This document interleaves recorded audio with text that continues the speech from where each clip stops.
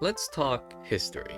Many fandoms have plenty of interesting moments or in-jokes throughout existing, like the BL community has a whole thing with the yaoi paddle nonsense, or the entirety of the situation revolving around the ball pit for the Tumblr crowd. While I don't think the Yuri community has had anything similar in scale or infamy, like those examples, we have our share of quirky and dumb stories to tell. So let me present you with one such moment. This being the legendary interview from 2018 of Iori Miyazawa, Yuri Made Me Human. See, Iori Miyazawa is the author of Other Side Picnic, a sci-fi horror Yuri light novel, and this interview has quite the reputation among the Yuri community because they can't decide if Miyazawa is like an absolute genius or that of a madman. For the sake of brevity, I'm only going to discuss the meat of the conversations, but I will start with something more light. The goal of this interview was for Miyazawa to just talk about Yuri. Nothing really specific, just his thoughts on the idea of Yuri. It's very general. So he starts off by confronting 9 old notions and misconceptions surrounding Yuri. Fairly code takes in my view, nothing out of the ordinary. But it sets the idea of the kind of person he is, the kind of views he has as a Yuri fan. For example, he says how One-sama, aka Class S style Yuri, is of the past now. And I say that's mostly the case. Don't get me wrong, I love works like Flower series visual novels, but modern usage of the Class S setting is for comedy and subversion, like Yuri is my job or Yuri is taboo for a Yuri otaku. Second take, male readers of Yuri who want to be part of that Yuri should die. This is uncontroversial, but it has some modern nuance nowadays, because in the past, being a male Yuri fan meant accepting you are an unnecessary component of Yuri. But for a few who it applies to, if you wish so badly to want to experience girl talk, have been born a girl to be Yuri too, there is but another path. Third take, being gay is not just a phase. Okay, nothing special about this one, unless you're homophobic. Fourth take, it's not a requirement to cover LGBTQ plus issues. Again, nothing special about this. Stories can take being gay serious, like with themes of coming out or homophobia, or it can just be happy-go-lucky gay manga. It's entirely up to the author. Yuri can be whatever it wants. Fifth take, Yuri and Rezu are the same.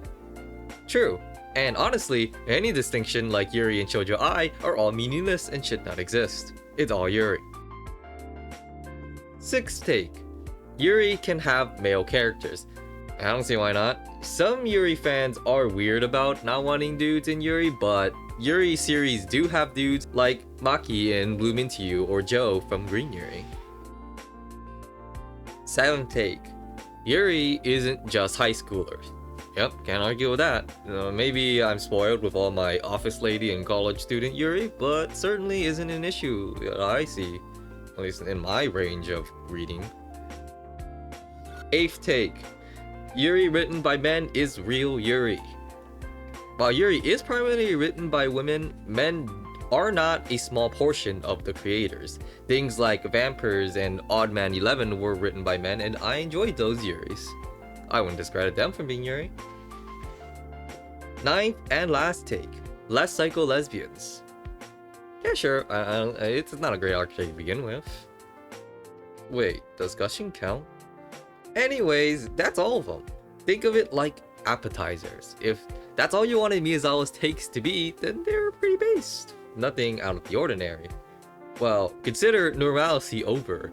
The rabbit hole starts here. So then, let's dive into some philosophy. As someone that writes and reads Yuri, Miyazawa finds himself the kind of Yuri fan that wants to have absolutely zero existential presence in Yuri. He brings up the idea of not even wanting to be a wall or a plant within a Yuri work. Being a mere observer of the Yuri is wrong, for him at least. Take for example, the dummy head microphone anime, where a dude dies and reincarnates as, well, a dummy head microphone. And the girl who uses it acts gay around it/him. He gets to observe that Yuri as a mere object, never able to interact with them. This is something that Miyazawa would find disgusting, a taboo to Yuri, because what he wants to do is write unobservable Yuri. He wants to be absolutely nothing in relation to Yuri, for there to be Yuri that he cannot affect by observing there being Yuri. Now, I understand not all of us have a philosophy degree in Yuri, but with my limited experience in Yuriology, let me try to explain. What I believe Miyazawa actually means is for you to see an image, not think there is any Yuri in it, but in actuality, it's Yuri. Miyazawa further elaborates, it's like looking at the floor and ceiling and getting this feeling. There is something Yuri going on there. That the feeling alone is enough to make the very scenery itself Yuri. Take for example, a cliff is towering over the sea. Grass is growing on top of it. There is a fence. The great ocean and skies are stretched beyond the horizon. There is but an empty bench for two. And someone posts that image with hashtag Yuri. And wouldn't it be Yuri? It'd totally be Yuri, right? Or take this image from Miyazawa's Other Side Picnic. You can say this is Yuri. Even if they aren't doing anything in particularly gay, the girls are gay. So I can say it's Yuri. But now, remove the girls. There is now only a rusty, decaying vehicle. Nothing about this image screams to you that it is Yuri. But if you imagine that one day two girls were there, isn't that already enough for this image to be Yuri? In that way, a mere machine on grass has become a Yuri image. No. Miyazawa has essentially said by just imagining there could be Yuri, it's already Yuri. It's an insane take. That can't possibly be true, right? See, a normal Yuri fan would think that, but Miyazawa is no normal Yuri fan. Just maybe Miyazawa is onto something, because is someone with Yuri goggles so firmly on that he can see Yuri in things us normies cannot actually crazy? Or just a true Yuri fan? That's the kind of question I had after reading this interview, and for many, it kind of made sense. At least, if I gave you the image of a field of lilies, does it not spark in your brain just the thought that it's kind of a bit Yuri? Even if I showed you an aquarium, for me, I think the scenery is kind of Yuri. That feeling, even without girls, I heavily associate with Yuri. That might be symbolism speaking though, since for Miyazawa, even a picture of two pencils is Yuri, but that's the fun part. Because of the absurdity of the idea that just about anything can be seen as Yuri, this interview led to the Yuri community making a meme out of seeing something absolutely nonsensical and just claiming it is in fact Yuri. Often dubbed, this too is Yuri. And part of the fun and challenge of it is to see if you can in fact turn your brain to maximum capacity and see the Yuri in it. Otherwise, just try to enjoy the absurdity of the statement. For example, I encountered this meme occasionally among Yuri spaces. Like recently, this image of two bollards. This too is Yuri, is it not? You can see it, right? Just I don't know, maybe you could try to imagine there are girls next to it, or that the bollards themselves are girls. Or how about this Tamagotchi vape that dies if you don't puff. This too is Yuri, is it not? If you maybe consider like the person puffing and the Tamagotchi, in my book at least. Or what about this dog being a mechanic? Or this bottle swinging back and forth? Or this hair cube from Nichijou? Or someone eating spaghetti? Or even these two ships passing by each other? They're all Yuri. Gosh, even I searched up this meme on YouTube just to check, and I got this short of the Borderlands game where this happens. This is oh this is what? This too is Yuri. To be fair, it is not a very common Yuri meme, nor is it a particularly high effort one. You have to say this too is Yuri, and then that's it after all.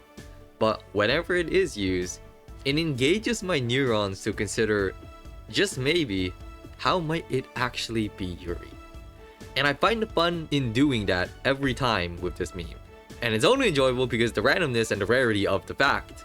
So anyone watching, don't go like ruining it by constantly doing it. You're in on a joke now, at least. That, and even having read or known the context for this dumb joke, is part of the fun too.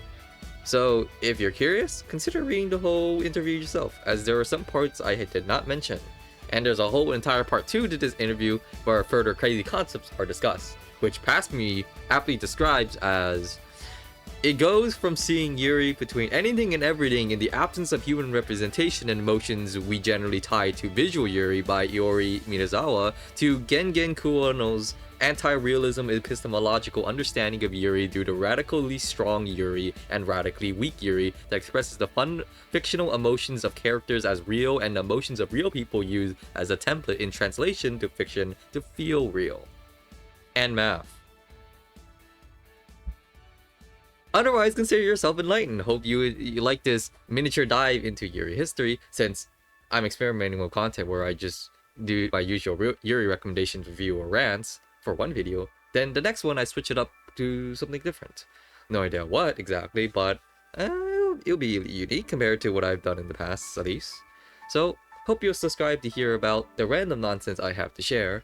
And thank you to my Patreon supporter, Stout Lover, though they're the only one, this thank is basically entirely for them. Unless that is, someone else wants to join. But otherwise, here's a Yuri meme that will also engage your brain if you've gotten this far into the video at least. Surely, you know the answer to this, right?